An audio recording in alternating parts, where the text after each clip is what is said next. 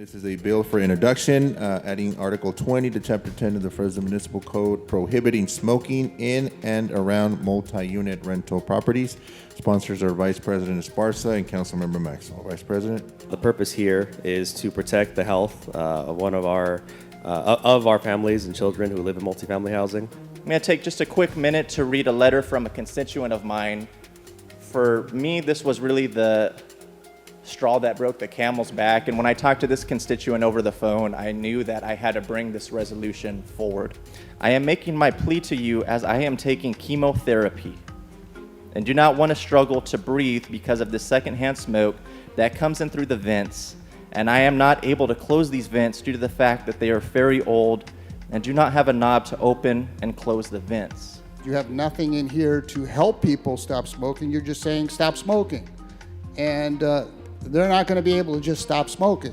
I do have some concerns about private property rights. I want to introduce, and I'm donating this to code enforcement. This is it's not loaded, and I don't have a CCW, but this is a very interesting weapon. It's got plenty of range. This is a Zuru X-Shot, 34-foot range squirt gun. So our code enforcement, $10 a target. We can be equipped, so when we go and see someone smoking in their own home, we can fire this and put out that cigarette or that cannabis, whatever they're using. So I'm gonna donate this. If you wanna come pick it up, City Attorney, I'd be grateful. There is a balance between public health and civil liberties, and this bill as presented just doesn't meet that proper balance. I want to address an argument that I heard when I proposed this, and that's, this is encroaching on my personal liberty. If I'm in my home, why can't I smoke? Well, there's a lot of things wrong with that. And it goes back to the old adage is that your rights end where mine begin. Because yes, you have the right to smoke, but you don't have the right to affect other people that don't want to inhale your second and third hand smoke.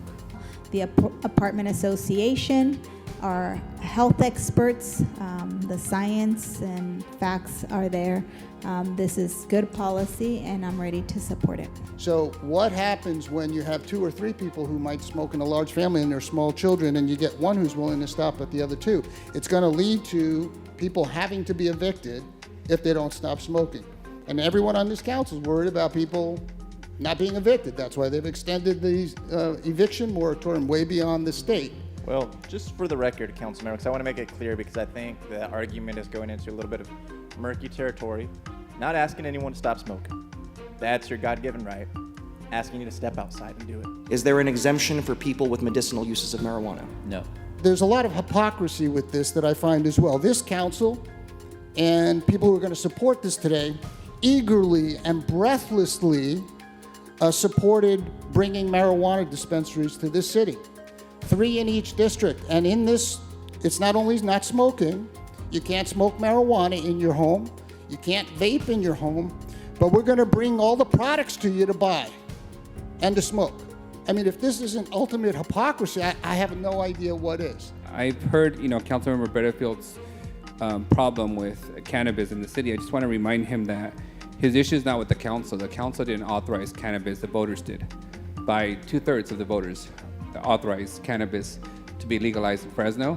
And when the voters voted for that, the council was tasked with regulating cannabis. So it is true that this body has regulated, but it was the voters who legalized cannabis in Fresno. Motion made by Second Vice that, President, Vice seconded by Councilmember Maxwell.